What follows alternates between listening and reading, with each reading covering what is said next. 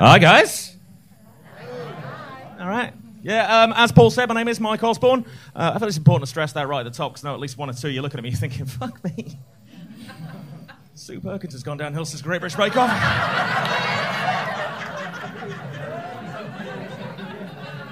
It's fuck, that shouldn't get a laugh. The only fucking similarity between me and Sue Perkins is a quiff, glasses, and a vagina.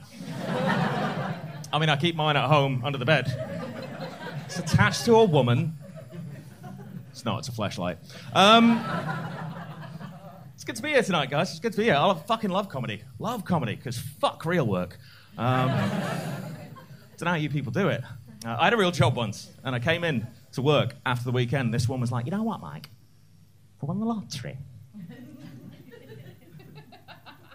I'd still come into work. Because I love it. I love the people. Fuck off, Janice. I won £5 on a scratch card, never went back. Fuck 'em. It's good this comedy log, though. You get to do some interesting things like travel, right? Travel's really fucking fun, man, because you go to places you've never been before, you learn things about them, and stuff you didn't know before. Like, for example, I went for the first time a couple of months ago to Blackpool. Never been to Blackpool, knew two things about Blackpool. One, they got the illuminations. Two, it's a bit shit. Yeah. But I went to Blackpool, and I was wrong. They do not always have the illuminations. Oh, they turn that shit off during the day. It's fucking horrible. For anyone who hasn't been, it looks like the sort of place where they're going to have one last big hurrah and then board everything up and just fuck off forever. Went to LA last year. That was fun. LA's a weird town, man. It's like, it's a movie town. Is that a Me Too moment going on there? What the fuck's happening? Someone's leaning in. You're all right, love. Blink if you need fucking help. It's weird, though. I had my own Me Too movement, right? I went to LA. I was there 10 minutes and I had an audition. I mean, I say it was an audition. I just watched an old guy have a wank into a plant pot. Now I'm in the new Avengers movie. But it doesn't always go good, right? I went to Thailand once. It was pretty fucking bad. I mean, it wasn't like that. I was 8, so like it was the 80s. Like if I was a sex tourist, it was me who was getting fucked.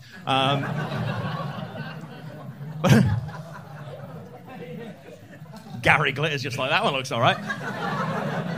But I went to the largest crocodile and alligator farm in Asia, which I didn't think about at the time, but that's a cunt's move, isn't it? It's like the only person who's fucking pissed about that is the guy with the second largest alligator and crocodile farm. It's like, what are you doing that, mate? We've all got to sell this alligator and crocodile bullshit, because you know what they don't tell you about alligators and crocodiles? They are fucking boring. It's like watching luggage with fucking teeth. It's not fun. It's not, and there's fucking loads of them. It's the largest one, so we're walking around. Like, went to a pen with like a load of little ones, right? And I'm 8 years old, looking over, not doing anything. Look a bit closer, still not doing anything. Look a bit closer, slip, right? Tour guide grabs me, and these things fucking come alive, and they got eaten by handbags. It's fucking... I'm freaking the fuck out, man. So my parents, in order to calm me down, got me a massive fucking cup of lemonade. Have you seen the big fuck-off 2-pint pints out there? It was bigger than that. It was like fucking half the size of me. I'm loving life, right? We went to see this show where we've got, like, Buddhist monks shoving their heads in alligators' mouths and fucking elephants dancing. And a monkey on a tricycle riding round, shaking people's hands. I fucking loved the monkey when I was 8, mate. I was like, this is the best day of my fucking life. I mean, today it'd be like meeting the president. Maybe not the current one. Although actually, like, get the one before him and the current one, watch them fight, that'd be great. Not as good as meeting a fucking monkey when I'm 8 years old, right? So this monkey's doing the rounds, right? He's stopping about every 5 yards. And I'm like, doing the math, and I'm thinking, it's gonna happen. I'm gonna meet a fucking monkey. And I was right, man. He stopped right in front of me. He put his hand out. I'm like... And he pulled away. I was like, what the fuck are you doing, mate? Pulled away again. So I leant right in, and he just grabbed my fucking lemonade and fucked off. I was fucking fuming. Can't even drink lemonade to this day. Like, if I see a can of Sprite, all I see is spite. Fucking awful, man. It's awful. But, you know, I quite like hate. I think it's a lovely thing, man. Like, a lot of people are quite down on it. I think it's a beautiful thing, right? Like, hate at first sight. That's happened to me a few times. Your eyes meet across a crowded room and you're just like, who is that cunt?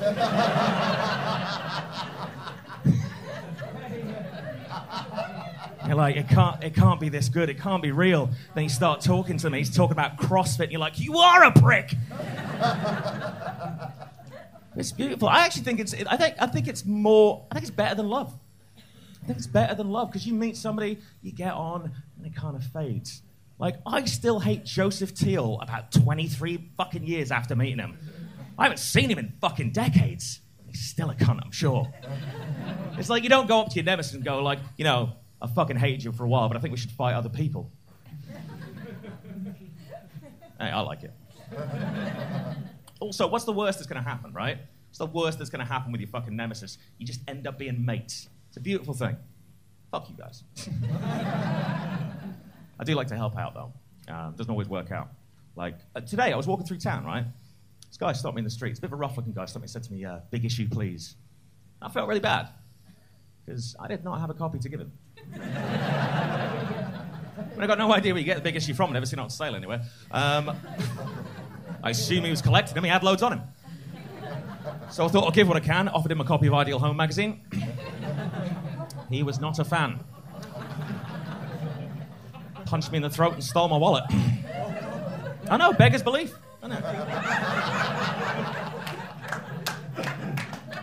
It actually reminds me of a time. I'm going to leave you on the story as well. It reminds me of a time I was doing a gig in town. I went to get some food beforehand. I went to the KFC, just up by Lime Street, and I just sat down with my food, and this guy walked up to the table. And he's like, "Excuse me, mate." I don't know where he's from either. He's like, "Excuse me, mate. Just wondering if you can help me out. I'm sleeping on the streets, and I'm homeless." And I thought, well, I'm glad he qualified that, because if he just said I'm sleeping on the streets, like, go on, dickhead, that can't be comfortable.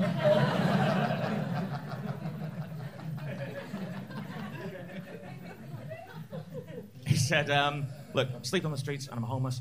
And first off, as you can see, I'm not a smackhead. I think all sales pitches should start that way. So you get a call to the house, it's like, good afternoon, is that Mrs. Brown? Mrs. Brown, it's Derek from Eon. And first off, I'm not a smackhead.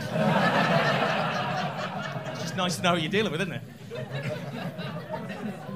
But he's like, sleep on the streets, I'm homeless, as you can see, I'm not a smackhead. I was just wondering if I can get some money so I can get some chips. And I said, look, mate, I'm really sorry. Well, I didn't do that, you would have heard me change. Everyone who's laughing at that as well has done that before. It's like, you got any change, mate? It's like, sorry, nah. No, this is where I keep it. I've got none. Sorry, mate. He said, can you give me some money so I can get some chips? And I said, look, mate, I'm really sorry. I've just spent all the money I have on this meal. But you just watched me sit down. You're more than welcome to take that seat opposite. We can just share this meal as two people. Now I'll never forget what he said. So he looked me in the eyes. And he smiled. And he said, fuck off, knobhead. And he punched me in the throat and stole my wallet. You guys have been great. I've been Mike Osborne. Thanks very much.